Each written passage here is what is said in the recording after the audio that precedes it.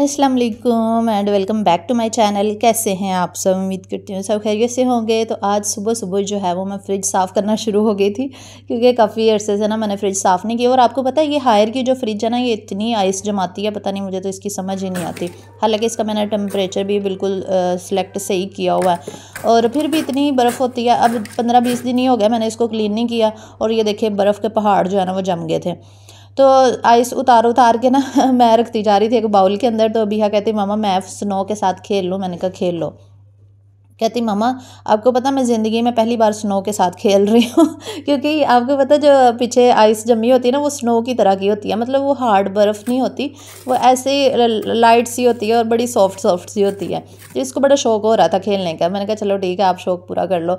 कहती मामा मरी तो हम कभी गए ही नहीं हैं, और ना मैं कभी आइस के साथ खेली हूँ, स्नो के साथ। तो आप ना मुझे स्नो के साथ खेलने दें। मैंने कहा चलो आप स्नो के साथ खेलो, और मैं उतनी देर में फ्रिज क्लीन कर लेती हूँ वो अपने टॉयज़ वगैरह लेकर आई और उसके साथ खेलना शुरू हो गई। तो खैर मैंने बस आधा घंटा लगा के इसको अच्छे से क्लीन किया। लेकिन इस फ्रिज का ये फ़ायदा है कि आइस बड़ी जल्दी उतर जाती है, ज़्यादा वेट नहीं करना पड़ता, आपकी चीज़ें मेल्ट नहीं होती। अगर आपने फ्रीज़ भी की है ना तो वो सही रहती हैं। मैं नीचे फ्रिज में रख के ना फिर क्लीन कर लेती होती हूँ। और आज मैंने टीवी लाउंज की सेटिंग भी चेंज करनी थी, जैसा कि मैंने पिछले व्लॉग में आपके साथ शेयर किया था। अभी मैं ना सोफ़े हटा के पीछे से अच्छे से क्लीनिंग करवा रही थी, क्योंकि आपको पता है मैं हालांकि सोफ़े के नीचे डेली झाड़ू लगवाती हूँ, लेकिन फिर भी पता नहीं कचरा कहाँ से निकल आता है। अब मैंने सोफ़े हटाए हैं, पीछे से काफ़ी कचरा निकल आया।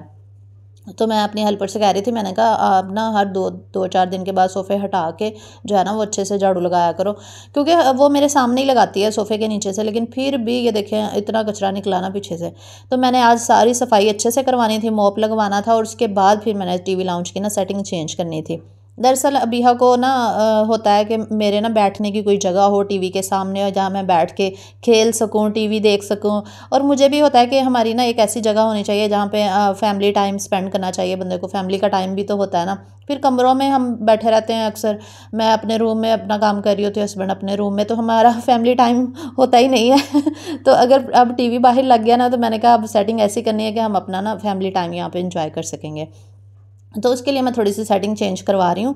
तो फ़िलहाल तो मैंने रग इधर बिछाना था, लेकिन अभी मेरे पास ना इतनी गुंजाइश नहीं थी कि मैं रग लेकर आती। तो इंशाल्लाह यूट्यूब की इनकम आती ना इस मंथ के लास्ट में, तो मैंने सोचा कि यहाँ पे रग ला के ना मैंने बिछा देना। इस महीने तो लाजमी मैंने रग यहाँ पे बिछाना है। तो फ़िलहाल मैंने चटाई बिछा दी। मैंने कहा चले कोई बात नहीं, थोड़े दिनों की बात है, चटाई बिछाई रहती हूँ। यहाँ पर बिहा खेल लिया करेगी, स्टडी कर लिया करेगी, और इसके अलावा टीवी भी लगा हुआ है, हम अपना फैमिली टाइम भी यहाँ पर इंजॉय कर सकते हैं। इसके अलावा हम चटाई पर बैठ के खाना भी खा सकते हैं। तो ये बहुत अच्छा सिस्टम मैंने ना अब टीवी लाउंज का बना दिया यहाँ पे। और ये चटाई जो है ना ये टेम्परेरी बिछाई है, इंशाल्लाह कुछ दिनों के बाद यहाँ पे रग ला के ना बिछा देना बड़ा सारा। और वो जो सॉफ्ट सा होता है ना वो वाला बिछाना है। आप लोग मुझे रेकमेंड कीजिएगा कि कौन से कलर का बिछाऊँ क्योंकि मैंने लेना है ना इंशाल्लाह थोड़े दिनों में। तो खैर फ़िलहाल ये टीवी लाउंज की न्यू लुक है जो मैं आपके साथ शेयर कर रही हूँ। सोफ़ों के कवर्स भी मैंने वॉश करने के लिए डाल दिए हैं मशीन में, क्योंकि यहाँ पे कवर बिछाने बहुत ज़रूरी हैं, वरना फिर बिया खाना खाती है ना तो वो सोफ़े को हाथ लग जाते हैं ना, तो आपको पता दाग लग जाता है, तो फिर वो बहुत बुरा लगता है। तो क्योंकि इसके रियल कवर्स ही ये मैरून कलर के हैं, तो ऊपर अगर मैं कुछ भी ना डालूँ तो ये गंदे हो जाएंगे, फिर इनकी क्लीनिंग करवानी पड़ेगी, पोशेस चेंज करवानी पड़ेगी, इसलिए मैं चाहती हूँ कि ये साफ़ ही रहें। और इस वक्त मैं और अबिहा जो है ना वो जा रहे थे ग्रॉसरी स्टोर पे। हमारे ना सोसाइटी में ही है ग्रॉसरी स्टोर। तो आज मैंने कहा मैं और अबिहा जाकर ना चीज़ें ले आते हैं, क्योंकि हस्बैंड की तबीयत ज़रा ठीक नहीं थी। तो मैंने कहा हम खुद ही ले आते हैं। ये साथ ही शॉप थी हमारे घर के, तो वहाँ पे हम लोग आए हुए थे सामान लेने के लिए। अच्छा, मैंने आप लोगों के साथ शेयर किया था ना कि आप लोगों को लंच बॉक्स की वीडियो चाहिए या नहीं, फ्रोज़न आइटम जो मैं आपके साथ शेयर करती हूँ। तो आप लोगों ने इतना ज़्यादा पॉजिटिव रिस्पांस दिया, आप सब ने बहुत अच्छे कमेंट्स किए, और बहुत ज़्यादा कमेंट्स आए थे कि लाजमी शेयर करें हमारे साथ, हमें बहुत फ़ायदा मिलता है आपकी वीडियो से। तो मुझे इतना अच्छा रिस्पांस आप लोगों ने दिया, तो फिर मैंने कहा इंशाल्लाह मैं ज़रूर शेयर करूँगी। इसलिए मैं यहाँ पे स्टोर पे आई थी कि घर के ना कुछ सामान लेना था, चीज़ें ख़त्म हुई थी। और इसके अलावा मैंने कहा चले मैंने आपके साथ जो लंच बॉक्स की न्यू वीडियो शेयर करनी है, डिफरेंट उसमें आइटम बनाने हैं, उसके लिए भी तो ज़ाहिर है चीज़ों की ज़रूरत थी। तो फिर मैं इकट्ठा ही सामान जो है ना बिहा के साथ जाके ले आई थी। तो यहाँ पे मैं घर आ गए थे हम लोग, और तकरीबन जो है वो अभी दोपहर के बाद का टाइम है, क्योंकि शाम तकरीबन 4-5 बज रहे थे जब हम सामान लेकर आए थे, क्योंकि धूप होती है ना बाहर। तो है तो साथ ही गली में था, लेकिन फिर भी गर्मी बहुत होती है, बाहर निकला नहीं जाता। तो ये कुछ चीज़ें थी जो मैं लेकर आई थी। अबीहा की चीज़ियाँ थी साथ में, अबीहा ने तो अपनी चीज़ियाँ लाजमी लेनी होती हैं और केचप ख़त्म हुआ था वो लिया है, चने हैं, ओरियो बिस्किट है।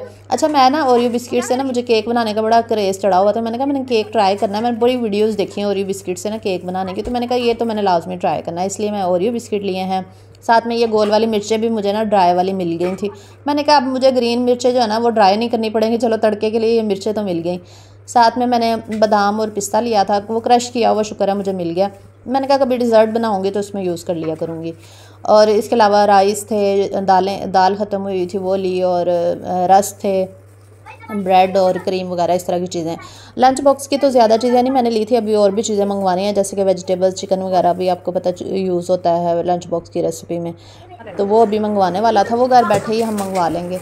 तो अभी हम फ़ौरन जो है ना वो पानी सॉस पैन में डाल के ले आई थी। कहती मामा मेरे नूडल्स तो पकने के लिए अभी रख दे, नूडल्स लेकर आई थी ना वो तो लंच बॉक्स के लिए मैंने ये चेडर चीज़ ली थी, और इसके अलावा ये समोसा पट्टी और रोल पट्टी हमारे इधर स्टोर से ना मिल जाती हैं। ये 80 रुपीज़ का एक पैकेट होता है, ये किसी भी स्टोर से मिल जाता है। हालांकि मैं खानेवाल में रहती हूँ, यहाँ पे भी मिल जाता है। आप लोग अक्सर कहते हैं कि मिलता नहीं है, तो इसलिए मैं कह रही हूँ कि ये समोसा पट्टी रोल पट्टी हर जगह से मिल जाती है, किसी भी बेकरी से स्टोर से आप ले सकते हैं। आज क्या हो गया? और मुझे स्टेपलर ढूंढ लो अभी तो ये तो मसाला तो डालो, काटने दे। आपने मुझे स्टेपलर नहीं ना ढूंढ के दिया, मैं पिंच लेकर आई हूँ। अब आपने मुझे ब्लैक वाला भी ढूंढ के देना और वाइट वाला भी। सारा डाल दो, नहीं मिर्च वाला है, ज़्यादा ना डालो, थोड़ा डालो, फिर आपने कहना स्पाइसी हो गया। बस सारी डाल दिया आपने? तो नहीं सारे तो नहीं डाला, ये तो है बाकी चाहती थी ना। तो बस मेरी आज हेल्पर जो है ना वो छुट्टी पे चली गई थी, क्योंकि वो ना 2 दिन के लिए गई हुई है, उसको कुछ ज़रूरी काम था। तो फिर बर्तन वगैरह और जो है बाकी सारे काम जो है वो मैंने खुद ही करने थे, क्योंकि जब हेल्पर होती है ना बड़ी सहूलत हो जाती है, वो सारा काम शाम कर जाती है। तो फिर मुझे ये होता है कि मैंने अपने घर के लिए खाना शाना बनाना होता है, चैनल का काम होता है, बस यही मेरे काम होते हैं। क्योंकि सफाई बर्तन वही करती है, और कपड़े तो आपको पता है मेरे पास ऑटोमेटिक मशीन है, मैं उसमें खुद ही धो लेती हूँ, उसका भी कोई मसला नहीं होता। तो खैर यहाँ पे फिर मैंने बर्तन वगैरह अच्छे से वॉश कर लिए। और ये मेरा जो सिंक है ना ये चमकता ही नहीं है, हालांकि मैंने इतने टोटके ट्राई किए हैं, मैंने सोडा डाला है इसके अंदर, क्या कुछ नहीं ट्राई किया। आप लोगों ने जो मुझे सजेशंस दी थी वो भी सारी मैंने करके देखी हैं, लेकिन ये सिंक नहीं चमका। मुझे लगता है ये नया ही लगवाना पड़ेगा। अपना घर हो तो बंदा लगवा ले, अब रेंट के घर में क्या सिंक लगवाना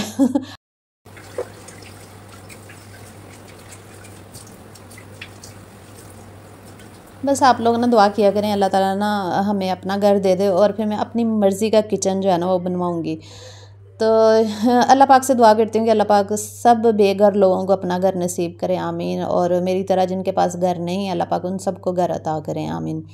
तो खैर यहाँ पे फिर हमारा नाश्ता हो रहा था, क्योंकि ये नेक्स्ट डे का व्लॉग स्टार्ट हो गया ना, नेक्स्ट डे फिर मैंने नाश्ता वगैरह बनाया।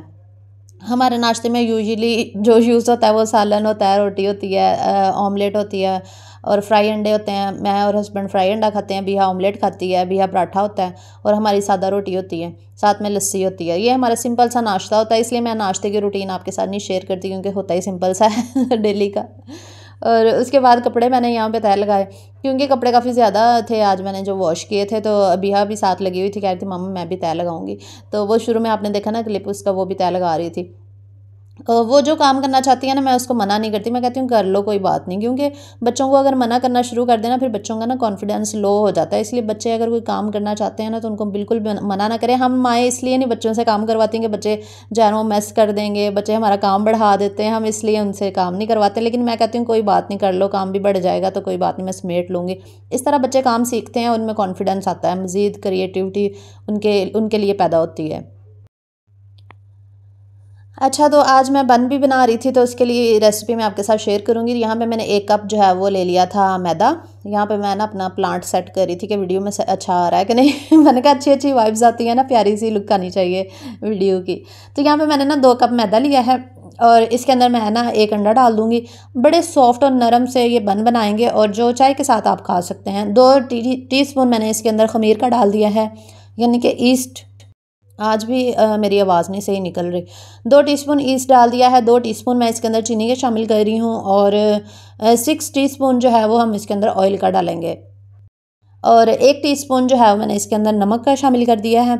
और ऑयल और चीनी, नमक, खमीर, अंडा, ये सारी चीज़ें डाल के इसको अच्छे तरीके से मिक्स कर लेंगे। इसके ड्राई इंग्रेडिएंट्स जो हैं साथ में दूध के साथ हम इसको गूँधेंगे। नीम गर्म दूध हम यूज़ करेंगे और अंडा भी हमने रूम टेम्परेचर का यूज़ करना है, ईस्ट भी, सारी चीज़ें रूम टेम्परेचर की होनी चाहिए। अगर आप ठंडी यूज़ करेंगे तो आपकी डो जो है वो राइस नहीं होगी। अक्सर डो जो है ना वो आप लोग कहते हैं ना हमारी राइस नहीं होती, तो आप ये छोटी छोटी टिप्स को फॉलो नहीं करते जिसकी वजह से डो राइस नहीं होती। तो बस नीम गर्म दूध के साथ इसको मैंने गूँध लिया था। ये थोड़ी ना स्टिकी है, अगर जितनी स्टिकी होगी ना उतने ही आपके बन जो है ना वो सॉफ्ट बनेंगे। तो बस इसको मैं ऑयल के साथ ग्रीस करके ना 1 घंटे के लिए छोड़ दूँगी। गर्मियाँ हो तो 1 घंटे में आराम से राइस हो जाती है। और जैसा कि मैंने आपके साथ शेयर किया था कि हम ओरियो केक बनाएंगे, तो उसके लिए मैं आज सोच रही हूँ कि हम ना सॉस पैन में केक बनाते हैं, क्योंकि वो बहुत सारी बहनें जिनके पास ओवन नहीं होते हैं, उनके पास मोल्ड भी नहीं होते केक बनाने वाले, तो वो कैसे केक बनाएं, वो भी बना सकती हैं। चले आज सॉस पैन में आपके साथ शेयर करती हूँ। सबसे पहले तो आपने ना पैन तैयार करना होता है, जैसे कि बटर पेपर मैंने काट लिया, इसके अंदर रख देंगे। अगर बटर पेपर भी ना हो तो आप मैदे के साथ भी डस्ट कर लेंगे ना, तो कोई मसला नहीं है, आपका केक नहीं चिपकेगा। तो ये वाला तो बिल्कुल भी नहीं चिपका था, आराम से निकल आया था। और मैंने ऑयल डाल दिया थोड़ा सा, और इसके बाद इसको ग्रीस कर लेंगे अच्छे से। सॉस पैन में ना अच्छे से फैला देंगे ताकि जो है ना वो चिपके ना साथ। उसके बाद हम इसके अंदर बटर पेपर रखेंगे। बटर पेपर रखने के बाद मैंने इसको ब्रश के साथ फिर अच्छे से जो है वो कर लिया था और साइड पे रख दिया। तो ये 4 पैकेट मैं लेकर आई थी ओरियो बिस्किट के, तो इनके ना क्रीम और बिस्किट हमने अलहदा करना है। तो अभी कह रही थी मामा मैं आपको ना पकड़ाती जाती हूँ, आप ना अलहदा करती जाएँ और एक प्लेट में रखती जाएँ। और यहाँ पे इसका बहुत दिल कर रहा था खाने का। मैंने कहा बेटा आपने ही केक खाना है जब बन जाएगा, तो इसलिए आप ना मेरी मेजरमेंट्स ख़राब नहीं करनी केक बिस्किट मांग के बच्चों को होता है ना कि हमें मिल जाए। तो ये 4 पैकेट थे और एक पैकेट में जो है ना तकरीबन 4 बिस्किट थे। तो ये केक थोड़ा छोटा बना था, लेकिन अगर आपने थोड़ा बड़ा केक बनाना है तो फिर आप 6 पैकेट यूज़ कर लीजिएगा। यानी कि ये टोटल जो है ना वो 16 बिस्किट थे जो मैंने यूज़ किए हैं, डबल लेयर वाले। इसमें चॉकलेट मैंने लैदा कर लिया, ये देखें सारी बिस्किट्स की, और बिस्किट मैंने लैदा कर लिए हैं। अब हमने बिस्किट्स का जो है ना वो चूरा बना लेना। अगर आपके पास चॉपर है ना उसमें भी आप चूरा कर सकते हैं। मैंने इसलिए नहीं किया, मैंने कहा मैं आप लोगों के साथ शेयर कर सकूँ, क्योंकि सबके पास सारी चीज़ें तो अवेलेबल नहीं होती। तो आप किसी शॉपर में डाल के भी ना इसको इस तरह से चूरा बना सकते हैं इसका। तो ये भी अभिया कह रही थी कि मामा मैं चूरा बनाऊंगी। मैंने कहा ठीक है बेटा, शौक पूरे कर ले तू भी। अच्छा, तो यहाँ पे फिर मैंने अच्छे से इसका चूरा बना लिया था और इसको अब हम निकाल लेंगे किसी बाउल के अंदर। इस केक की ना मज़े की बात यह है कि इसमें आपको ऑयल भी नहीं डालना पड़ता और इसके अलावा आपको चीनी ग्राइंड करके नहीं डालनी पड़ती। यानी कि बहुत सिंपल सा है ये इतना, क्योंकि जो बिस्किट हैं वो ऑलरेडी हमारे कुक हुए हैं सारा कुछ। बस हमने इसमें बेकिंग पाउडर और दूध ही डालना और कुछ भी नहीं डालना। तो यहाँ पे मैंने पाउडर सा जो बनाया था वो निकाल लिया था और इसमें बेकिंग पाउडर 1.5 टीस्पून डाल देंगे। और दूध हमने इतना डालना है कि ये एक बैटर सा बन जाए। जितना थिक केक के लिए हम बैटर यूज़ करते हैं बस उतना ही बनाना है। तो तकरीबन हाफ़ कप जो है ना वो आपका इसमें दूध का चला जाएगा, हाफ़ से थोड़ा ज़्यादा। नीम गर्म दूध यहाँ पे आपने डालना, मतलब रूम टेम्परेचर का ले लें, वो नहीं होना चाहिए, ठंडा नहीं होना चाहिए, रूम टेम्परेचर का लेके ना बस इसको आपने बहुत अच्छे से मिक्स करना है। अगर जो आपके बिस्किट हैं वो, क्योंकि वो थोड़े थोड़े मोटे भी रह जाते हैं ना, तो वो अच्छे से मिक्स हो जाएंगे इस तरह से।